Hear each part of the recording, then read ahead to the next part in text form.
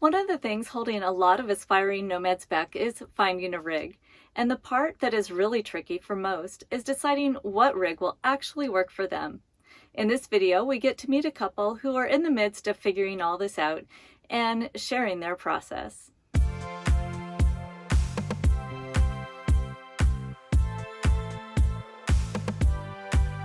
I'm Sarah, and this is my wife, Dawn. That's me.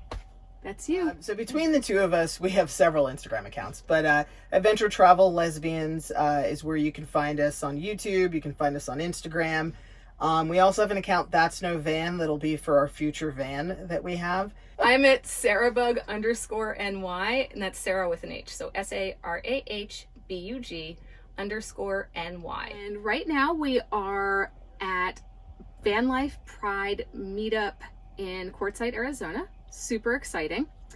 And we're in a transit, and that's exciting because we actually have a Econoline E250. Yeah, we picked up an Econoline 250, just like a silly work van we found on Craigslist for super cheap, and went, you know what, we'll just get it, we'll try it. We got inside, realized we don't want to be bent over all the time, so we had a Sportsmobile pop top installed. That was the most expensive thing on the van, more expensive than anything else. Cost more than the van. Yeah, but we liked it. We started with that. We took it on our first trip without any sort of build out, and we're got excited. Super excited. Yeah. And we've been watching van life on YouTube for, I don't know, 4 years now? Yeah, 4 or 5 years Yeah. now. And so we've been super obsessed, and when we got the Econoline, it was like, we're gonna van life now. And then, realized that there's a lot more to it than just having a van. And we love it. We did a great trip out to Santa Fe this year, which was amazing. And we stayed in every possible sleeping situation you could imagine, just to make sure, find what we like, what we don't like. We're kind of putting our toes in and want to be a lot more in the van than out. Yeah, we want to get beyond just being weekenders and actually go out for week-long, month-long trips. And we're now realizing that we're no longer tent campers. No. We don't want to sleep on air mattresses. No. And we don't want to bend over to have to get everything inside the van. So now we're ready to build out and hopefully get a new camper. Yep. Something with less miles, something with a high roof. So we decided to rent a van on Outdoorsy. There's no sponsorship. We don't know anybody that works there. Yeah. But it's definitely a really great resource to actually try out vans. So we got on, once we found out about this event this weekend, we were like, well, why don't we try it out? Why don't we get a van that we think is what we're looking for? Try to get, this is a 2019, try to get something that's a little more upgraded. It's a DIY build, kind of has the design that we're looking to have. So let's do it. Yeah, so we looked at a whole bunch of different vans, and this one has this, but this one has that. And do we want to try this or do we want to try that? And it really came down to availability. So we're really happy with it. We're having a lot of fun. We're looking through and being like, well, I don't know if I'd put that there. Maybe I'd put that there. And how do we do this? And how do we do that? Do we want a deeper sink? Is this the right size? Do we want to do fabric? Do we want to do wood? And right now already we're like, okay, so there's some upper cabinets in here on one side. We like that idea, but maybe we do have some shallow cabinets above the bed as well. Do we want to have a permanent bench? And we made a big choice in our build that we were like, we want a fixed bed and we need a king. Yeah. Apparently I have really pointy elbows. Really pointy. She can draw blood. So I need a lot of space. To sleep. And so we're like, yeah, let's get a big wide king's bed. And we like that with the Transit it's a little bit wider. And with this build where we could be sitting here and then just flip it up as an extension, but always have a bed area if you just wanted to nap sideways, that both partners could still be sitting here. And this build has this little table so that we could make this a desk and one person can still be here while the other one takes a nap. So yeah, I think this is a good intro into what we would like about a high top van. Absolutely. And I like the compromise of having some bed always available because I need to nap frequently, and then having other space, because in our van, it's bed, and we can sit on the bed, we can do stuff, but if I'm trying to rest and Dawn needs to work or something like that, we don't really have that built out quite yet, and we're still forever trying to figure out how we want to configure things. And when we get really sure about it, we totally change it. Yeah, and that is the beauty. I love YouTube. I love how watching a lot of creators has given us ideas, and like, oh, I didn't even know that you could have a permanently fixed bed. Wait, you can build a sliding bed? Like, lots of great options. But the problem with me is the more options I have, the less decisive I am. So this is why it was like, let's just get into the build. We looked online. Let's find the build that we do like. Let's get in it. And now it's time to see if there's a van available, and we'll get building right away. Yeah. Before I change my mind again. Before you change your mind again. And the nice thing, Dawn has this brilliant idea that will help for all of her mind changes, is that she wants to actually build it out as a modular system so that we can remove the kitchen, we can remove the bed, and if someone needs to rent it for a cargo van, they can do that. We're going to get it so that they can, can be fitted for a passenger van if we want to do that. Yeah. Dawn like, we don't have any children's. We just want to make sure, like, if we have friends that want to join us, that we can add seats if it's just a simple going out to Joshua Tree, going out for a hike, or just like, headed to the beach, keep it simple. And then Sarah also rides motorcycles, so if we want to make it as like a toy hauler, that we do an L-track system, keep it modular, so you can just like quick adjust cabinets and just be ready to get on the road, because that's really just all we want right now. Yeah. It's like we have our home base, but if somebody goes, hey, we're having a meetup in the desert, we're like, we're there. Done. Don't have to think about it. Open to invitations. Yeah. We're very entertaining, so invite us to your meetups. And Dawn is shifting careers right now and is a stand-up comedian. Thank you. So, oh wait, did you say I was funny? Anyway, so one of the plans for the bigger van is for Dawn to be able to go to gigs in other cities and just bring her home with her. So that way it's all the comforts of home.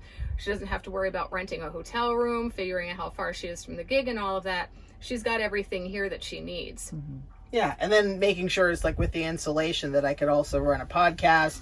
I could record here, do radio interviews, as well as like interview people that I'm meeting on the road, that it's like a one-stop shop. And that's like the beauty of like having a van, being able to carry your home with you everywhere.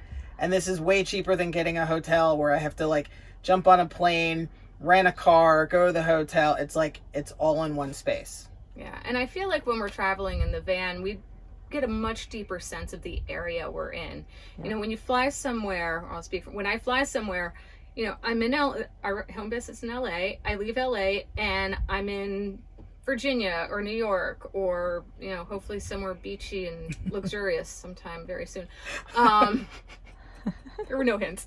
Got it. But when we drive to places, you see the landscape change. You get a real feeling of how the geography of the road shifts and moves. I mean, when we did that trip to Santa Fe, and we're riding through these lava fields, and it was gorgeous. I'm a total science nerd, anything, and just being able to see all that and see how things shift. I did a cross-country trip a couple years ago on my motorcycle, and it's just amazing to watch how the landscape evolves, rather than like, oh, I'm here now, I'm in Arkansas, being able to and like explore even it. When we were doing our trip from LA to Santa Fe and everything in between, when we just jumped out because we're like, wait, there's ice caves, great, and we just turned down a road and we were in an ice cave. And the next thing you know, it's like we're in a lava field, and then we're in BLM land, and then we're sleeping in a Shell gas station in order to go to a national park. It's really fun way. I can't stress enough how stress-free it can be to be able to take everything wherever you're going. And that we can literally jump into the vehicle, start cooking, have like a taco salad ready, and then still drive or take a nap. Yeah. That's amazing. And then do all of that while looking at beautiful scenery. And to me, even a Shell parking lot Shell station is still beautiful scenery, because it's not the same, like, my driveway. It's not seeing my same office building. It's getting to know that literally it was a Shell station and you look ahead and it's petrified national forest. Like, yeah, that's the best Shell gas station ever. And the other thing I really like about van life in general is if you have any dietary stuff at all, you can always have wholesome, nourishing food that you know isn't going to trigger like an allergy or a flare up or anything like that. The first thing I would say for if anybody's looking for a van, it's like get in one. If you have a friend that has one, if you can find, whether it's on like a Craigslist or Outdoorsy or any other sort of app where you can rent a vehicle, just do it. Yeah. It doesn't matter which one. Just get in a vehicle and get out on the road. And within one trip, we figured out like the basics of what it is that we need. And the beauty with a custom build is if you don't like it, you can change it. Yeah. And there's a great community. Some people change their minds. Often. And there's a great community out there with people that would pitch in, help. If you want to learn how to do electric, you want to learn how to build, like, well, how do I do framing? How do I do the flooring? YouTube videos, people in any sort of social media community, they're out there. They'll help. And we've found a lot of people willing to help us, as well as just give us leads to, oh, we know somebody in your area that has a van. So if you want to come check it out, we had, and this was using the Buy Nothing group. The Buy Nothing group on Facebook. One of our neighbors was like, oh, we heard you were working on a van, and my son-in-law is building a van right now. Oh, no, they were building a bus. Schoolie. They were building a schoolie. And they're like, oh, why don't you come by and take a look? And if you have any questions. So we went over, I checked out the bus. Yeah. And in the end, when they finally were finished and out on the road, they gave us their extra flooring. And that's the flooring in our van. What we put in our van, which is terrific. Sweet. And also, you know, starting out or any time along the journey or the process, be really kind and forgiving with yourself. If you do something or build something or get something that doesn't quite fit, that isn't quite right, it's all part of learning what's best for you. You know, this is clearly not a cookie cutter community. I mean, there's as many different vehicles here as there are people. Yeah. And if it doesn't work for you, take it as a learning experience. Know what's next and move on. You know, don't be stuck in a place because you feel like you've trapped yourself into something that doesn't work out. You know, you can have the kitchen here today and tomorrow it could go there. And I think one of the things I love about this process is for both of us, and I teased on about changing your mind a lot, but for both of us, it really is kind of like dialing in what's really, really important to us.